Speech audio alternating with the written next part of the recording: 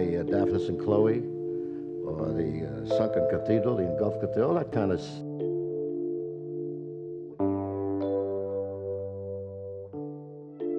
Frank Sinatra is a name that echoes through music history with his smooth voice and timeless hits. But behind the fame and fortune, there were personal struggles. Sinatra's love life was just as famous as his music career, with 4 marriages and many scandals. But what's truly shocking is the story behind his will. Despite all his wealth, Sinatra excluded his first wife, Nancy Barbato, from the inheritance. This move stirred up a lot of controversy, leaving many questioning his reasons. Did the woman who stood by him in his early days deserve more? Why did Frank choose to leave her out? Join us as we take a closer look at Sinatra's personal life and see the details of his will that shook many. The rise of Frank Sinatra. Frank Sinatra, born on December 12, 1915 in Hoboken, New Jersey, was a legend in music and acting. His voice, style, and personality made him one of the most beloved entertainers of the 20th century.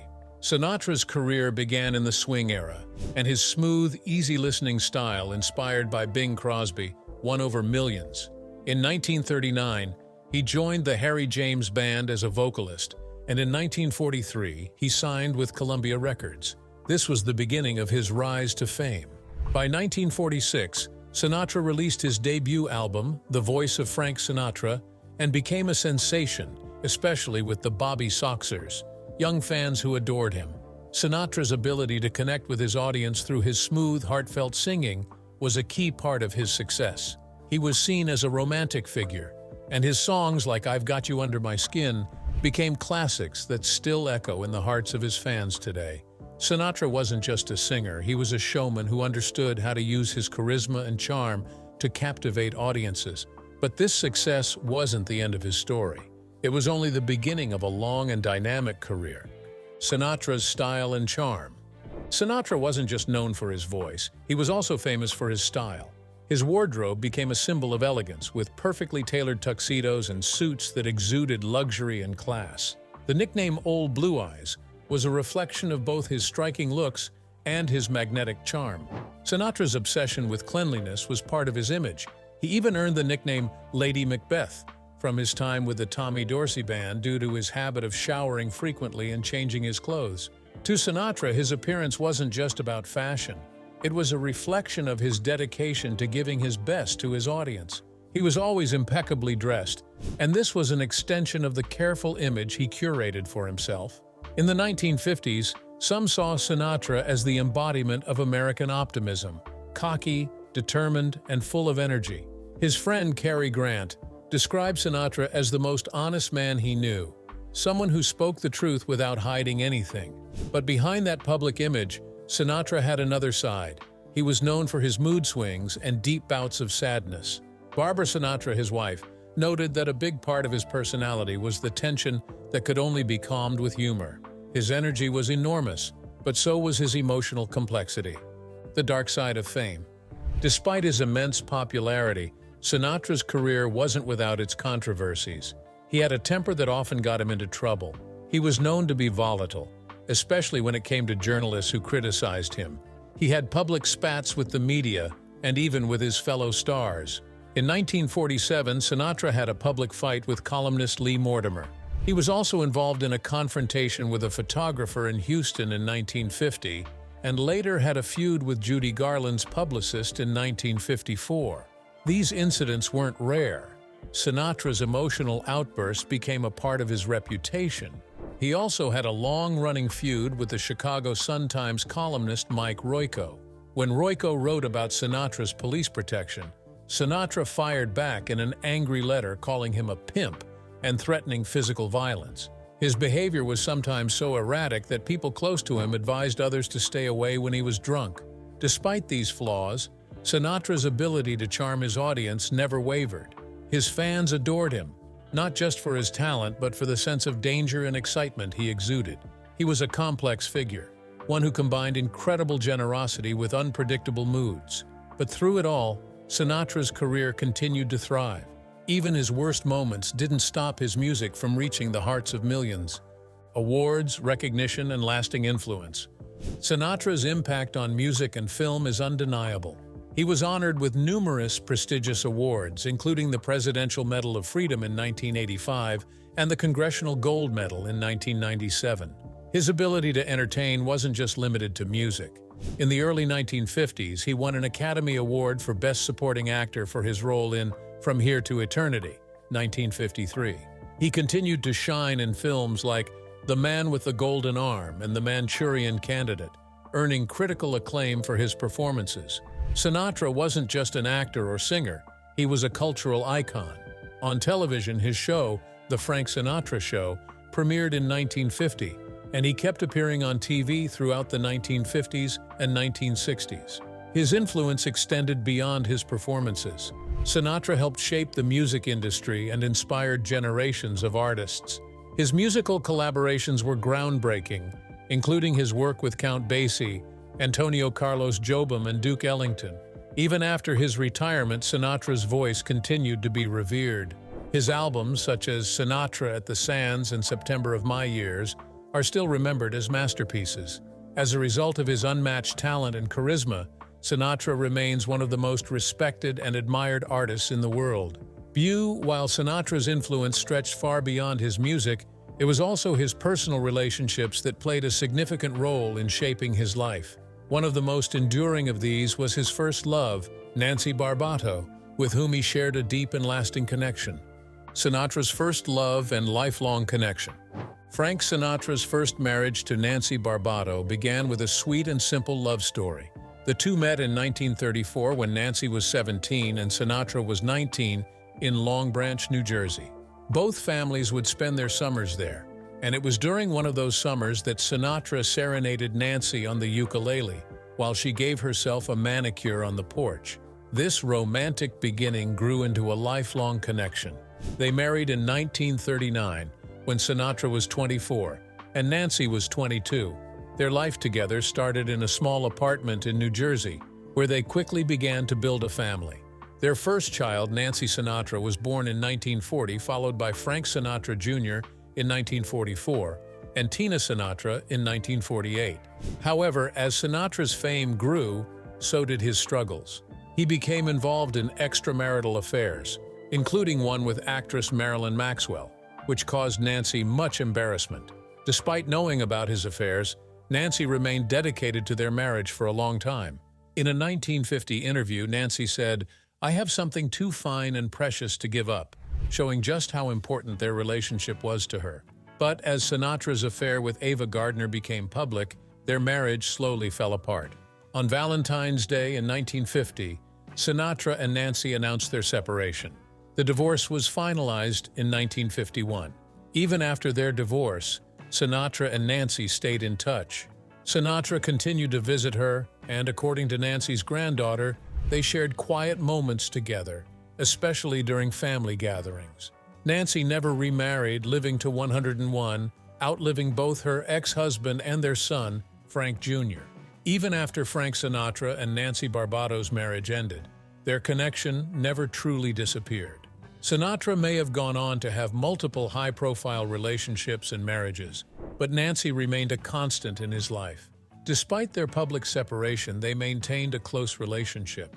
Sinatra would visit Nancy whenever his hectic life allowed, and it wasn't unusual for her to make sandwiches for him during family dinners or special occasions. Nancy's granddaughter, A.J. Lambert, shared a touching memory in 2015, writing that she would often hear her grandmother on the phone with Sinatra, laughing as she prepared food for him. This enduring bond was a testament to the deep affection they still had for one another. Though Nancy rarely spoke publicly about her life with Sinatra, those who knew them best could tell how much they meant to each other. A.J. Lambert wrote, "I know he never stopped loving her, and I know she never stopped loving him." This quiet love endured far beyond their divorce, proving that some connections cannot be severed by time or circumstance. Sinatra's visits to Nancy continued even after his second marriage to Ava Gardner, highlighting the lasting importance of their relationship. Nancy remained a pivotal figure in Sinatra's life until her death in 2018, long after Sinatra had passed away. Ava Gardner, a marriage filled with passion and turmoil. Sinatra's marriage to Ava Gardner was one of the most passionate and turbulent periods of his life. The two first crossed paths in 1950, when Sinatra was still married to Nancy. Sinatra admitted to his affair with Gardner, which ultimately led to his separation from Nancy on Valentine's Day, 1950. Sinatra was so captivated by Gardner that he had declared he would marry her after seeing her pictures in a magazine. Despite their intense connection, Gardner didn't have the same immediate affection for Sinatra. She found him conceited, arrogant, and overpowering at first. But as they spent more time together, their similar vices and fiery tempers drew them closer. Their marriage took place in a small ceremony in 1951 after Sinatra's divorce from Nancy was finalized. However, their marriage was marked by constant drama, from public arguments to personal crises. One of the most painful moments was Gardner's abortion in 1952. By 1953, their turbulent relationship led to a separation, though the divorce wasn't finalized until 1957. Sinatra was deeply affected by the split and spent months in emotional turmoil. Biographer Kitty Kelly noted that Sinatra blamed his friend Peter Lawford for the breakup, claiming that Lawford had come between them. Sinatra was so devastated that in the fall of 1953, he attempted to take his own life. Despite their separation, Sinatra never stopped loving Gardner. They remained friends after their divorce, and Sinatra continued to handle her business affairs and finances long after their marriage ended. Sinatra's relationship with Gardner was one of the most significant in his life, filled with both love and pain. After their divorce in 1957, Sinatra's feelings for Ava Gardner didn't fade. In fact, their bond remained strong throughout their lives. Sinatra continued to take care of Gardner's finances even after their marriage ended, showing his unwavering devotion to her. When Gardner fell ill in her later years, Sinatra paid for $50,000 in medical bills, further proving how deeply he cared for her. Their friendship continued well into their later years, with Sinatra even helping her get cast in From Here to Eternity, 1953. This film not only revived her career but also helped Sinatra secure his Academy Award-winning role. Sinatra's success in the film was one of the key moments that helped reinvigorate his career after a period of personal and professional struggles. Despite the pain of their marriage's end, Sinatra and Gardner's relationship left a lasting imprint on both of their lives. Even though they had many ups and downs, their friendship and mutual respect never wavered. Sinatra's devotion to Gardner, particularly in her later years, spoke volumes about the depth of their connection. Their love story, filled with both intense passion and sorrow, was a defining chapter in Sinatra's complex life. Mia Farrow and Barbara Marx. His third marriage was to actress Mia Farrow, and it became one of his most talked-about relationships. They married on July 19, 1966, when Farrow was just 21 years old and Sinatra was 50. At the time, Sinatra was riding high on the success of his hit song Strangers in the Night, which had topped the charts. They met while working together on the set of Sinatra's film Von Ryan's Express. Farrow agreed to appear in his 1968 film The Detective, but when her schedule for Rosemary's Baby ran over, she pulled out of the film. Sinatra wasn't happy and served her divorce papers in front of the cast and crew, marking a dramatic end to their marriage in August 1968. Farrow later reflected on their relationship, saying that they never really split up. When asked if her son Ronan Farrow could be Sinatra's, she answered, possibly, which added even more mystery to their relationship. After their divorce, Sinatra went on to marry Barbara Marx, a former wife of Zeppo Marx of the famous Marx Brothers comedy troupe. On July 11, 1976, Barbara converted to Catholicism to marry Sinatra, and they stayed married until his death. However, their relationship wasn't without its challenges. Sinatra's children had a strained relationship with Barbara, which led to some tension. Nancy Sinatra, Frank's daughter from his first marriage, confirmed that Barbara didn't even bother to call the family when Frank was close to death, even though they were nearby. This left the family feeling hurt, especially since they missed the chance to be at Sinatra's bedside during his final moments. A devoted father, despite his flaws. Despite his tumultuous personal life, Frank Sinatra was known to be a devoted father. He had 3 children with his first wife, Nancy Barbato, Nancy Sinatra, Frank Sinatra Jr., and Christina Tina Sinatra. Although Sinatra was not always faithful to Nancy, he loved his children dearly. One of the most shocking events in his life occurred in 1963, when his son, Frank Sinatra Jr., was kidnapped. The kidnappers demanded $240,000, which Sinatra paid, although they bizarrely turned down his offer of $1 million. The kidnapping was a traumatic experience for Sinatra, but fortunately, his son was released unharmed. Sinatra's dedication to his children was evident during the ordeal. He was willing to do whatever it took to bring his son home safely, even carrying a roll of dimes with him, as the kidnappers demanded that he call them from payphones. This became a habit for Sinatra, as he continued to carry dimes with him for the rest of his life. Despite his fame and personal issues, Sinatra's love for his children was always at the center of his world. He faced several other paternity claims, including from Julie Sinatra, who claimed to be his daughter from an affair he had in the 1940s with showgirl Dorothy Bunicelli. While Sinatra did not acknowledge Julie as his daughter, she legally changed her name to Sinatra in 2000. Her claim was somewhat disputed, but she was awarded $100,000 from Sinatra's estate in 2002. Additionally, actress Eva Bartok claimed that Sinatra was the father of her daughter Diana, who was born after a brief affair in 1956. These claims added further complexity to Sinatra's personal life, raising questions about his relationships and family dynamics. Despite these controversies, Sinatra remained a central figure in his children's lives, and his love for them was always clear, even if the circumstances surrounding their births were less than perfect. Speaking of which, Frank Sinatra's relationships with women were as complicated and intense as his career. His charm and talent attracted many women throughout his life, and he couldn't help but be surrounded by the opposite. Women, family, and controversy. Barbara Sinatra once said, "Frank attracted women, he couldn't help it.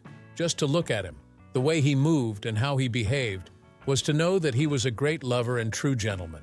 Sinatra had a reputation as a ladies' man, but Barbara also mentioned that despite his many temptations, he always made her feel loved and safe. She never became paranoid about losing him, even when he was surrounded by other women. Despite the stormy relationships with his children, particularly with Barbara Marx, Sinatra's devotion to them remained strong. His relationships with women, like his marriages to Pharaoh and Barbara Marx, often reflected the turbulent nature of his personality. Pharaoh and Sinatra's brief marriage was marked by drama, but it was clear that there were still feelings between them long after their divorce. Pharaoh's comment that they never really split up hinted at an ongoing bond, even after the end of their marriage. Meanwhile, Barbara Sinatra, who remained with Sinatra until his death, dealt with the difficult dynamics between Sinatra and his children, including the painful reality that they were often distant from her during Sinatra's final years. Despite the complexity of his relationships, Sinatra's legacy continues to be one of enduring love for his family, and a constant stream of admirers who were captivated by his charm, talent, and the contradictions within his personal life. Sinatra's personal life may have been filled with ups and downs, but his health eventually became the most challenging aspect of his later years. As time passed, Sinatra faced serious health struggles that would ultimately define his final chapter. Frank Sinatra's final years and farewell. In his final years, Frank Sinatra faced serious health struggles. He was frequently in the hospital due to heart and breathing problems, high blood pressure, pneumonia, and even bladder cancer. His health kept getting worse, and after suffering a heart attack in February 1997, Sinatra stopped making public appearances. On May 14, 1998, Sinatra passed away in his sleep at Cedars-Sinai Medical Center in Los Angeles. He was 82 years old. His wife, Barbara, was at his side when he passed. Barbara tried to encourage him to fight, but Sinatra's last words were, "I'm losing." Tina, Sinatra's daughter, later shared that she and her siblings weren't told about their father's final hospitalization, and she believed that this omission was intentional. She thought Barbara wanted to be seen as the grieving widow alone at Sinatra's side. Sinatra's death was met with public tributes. The lights on the Empire State Building were turned blue, the Las Vegas Strip dimmed its lights, and the casinos stopped their activity for 1 minute in honor of the man who had captured the hearts of millions. Billboard also reported a significant increase in his record sales worldwide following his death. Sinatra's funeral took place at the Church of the Good Shepherd in Beverly Hills on May 20, 1998. About 400 people attended, with thousands of fans waiting outside. Many of Sinatra's famous friends, including Gregory Peck and Tony Bennett, spoke at the service, along with his son Frank Jr. Sinatra was buried in a blue business suit next to his parents in Desert Memorial Park in Cathedral City, California. His grave marker was simple, reading, "The best is yet to come and beloved husband and father." In 2021, his gravestone was changed to read "Sleep Warm, Papa," after it was mysteriously damaged, a change that reflected the love and sentiment his family had for him. Sinatra's legacy, filled with unforgettable music and a life of captivating highs and lows, didn't just end with his passing. The question of who would inherit his vast fortune and carry forward his name stirred curiosity and speculation, especially when the details of his will were kept under wraps. So the question is, who inherited Frank Sinatra's fortune? Frank Sinatra left behind a significant fortune when he passed away in 1998. At the time of his death, Sinatra's net worth was estimated at around $200 million, which would be between $350 million to $400 million today when adjusted for inflation. His wealth didn't just come from his musical career, but also his work in film, television, and his strategic business deals. His estate, as outlined in his will, was carefully divided among several key individuals and organizations. The most substantial portion went to his fourth and final wife, Barbara Sinatra, whom he married in 1976. Barbara, who was by his side during his final years, became the primary beneficiary of Sinatra's estate. While Sinatra was known for his charm and generosity, his will clearly pointed to Barbara as the one who inherited most of his fortune. She received several of Sinatra's real estate properties, including their luxurious Malibu beach house and their estate in Palm Springs.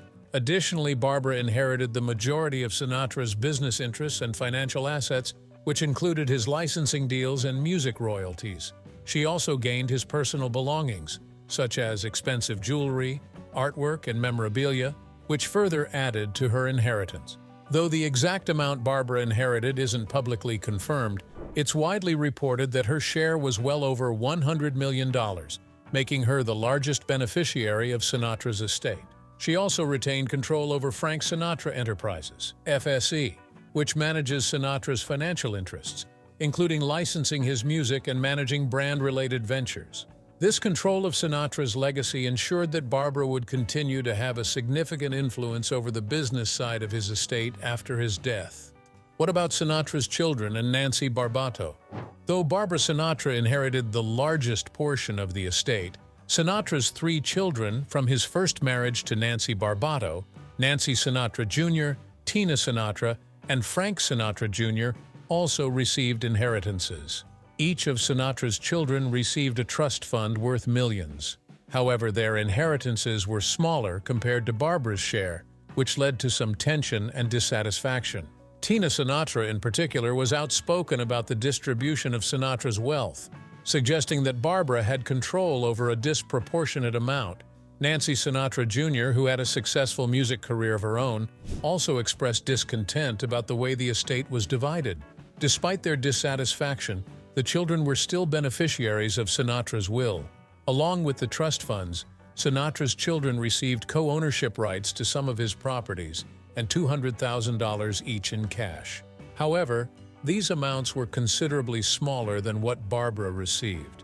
Sinatra's first wife, Nancy Barbato, who had divorced him many years before his death, was not directly included in the inheritance, as they had been estranged for decades. Nonetheless, Sinatra left her $250,000 in cash as a part of the will.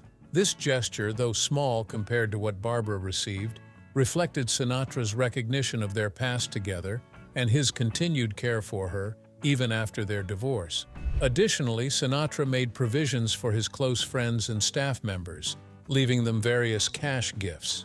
Sinatra was known for his generosity, and this was reflected in his will, which ensured that some of his most loyal associates received money after his death.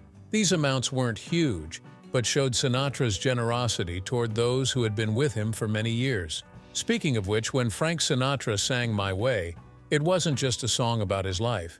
It was a glimpse into how he would handle his legacy. His will included something known as the Frank Sinatra Clause, a provision that would change how celebrity estates were managed and spark a lot of debates. The Frank Sinatra Clause. This clause wasn't unique to Sinatra, but because of his fame, it caught the attention of legal experts and the public alike. The clause, known as a no-contest provision, was designed to prevent family members or heirs from challenging the will in court. If someone tried to contest the will, they would lose their share of the inheritance entirely. This powerful tool was meant to keep disputes from dragging out in costly legal battles. However, it didn't come without controversy.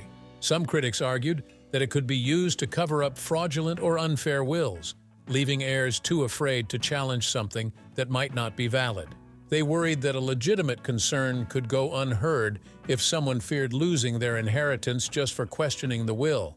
On the other side, supporters of the clause believed it was a good way to avoid pointless lawsuits and ensure the deceased's wishes were followed. The impact of the Frank Sinatra Clause didn't end with Sinatra. Other celebrities, like Star Trek creator Gene Roddenberry, adopted similar clauses in their own wills. Sinatra's decision set off a ripple effect, influencing how many other celebrities approach their estate planning. Today, the Frank Sinatra Clause remains a key example of how personal wishes, family tensions, and legal strategies can mix, creating a lasting impact on celebrity estates. Now, another question is, who controls Sinatra's royalties and legacy today? After Barbara Sinatra passed away in 2017, the control of Sinatra's estate, including his royalties, licensing deals, and the management of his brand, likely shifted to a combination of business managers and his family. The rights to Sinatra's music catalog, his licensing deals, and his overall legacy now fall under the management of Frank Sinatra Enterprises, FSE, a company that Sinatra had established to handle the financial and business aspects of his brand. Even though the estate was divided among family members, FSE remains in control of Sinatra's intellectual property and business dealings.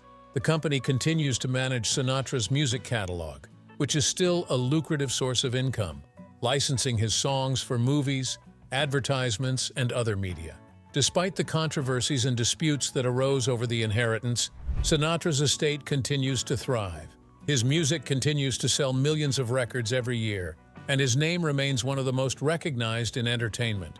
The brand of Frank Sinatra is still valuable, and the estate continues to generate significant wealth through licensing deals, royalties, and branding ventures. Sinatra's legacy endures through his music and the management of his estate, ensuring that his influence continues to impact new generations of fans. Barbara Sinatra, who was the largest beneficiary of his wealth, played an important role in securing Sinatra's legacy and ensuring its continued success. After her passing, the control likely shifted, but the wealth generated by Sinatra's name and music continues to benefit his family and manage Sinatra's business ventures. Even after his death, Sinatra's fortune and the value of his intellectual property remain a central part of his enduring legacy, showing how his influence continues to grow long after his passing. Despite some disputes within the family, the Sinatra brand remains one of the most profitable in the entertainment industry, ensuring that his estate will continue to provide wealth and influence for generations to come. Do you think Sinatra's first wife, Nancy, was treated fairly in his will, given the amount Barbara inherited? Share your thoughts in the comments below. And don't forget to hit like, subscribe, and stay tuned for more incredible stories from Hollywood's fascinating history. See you next time.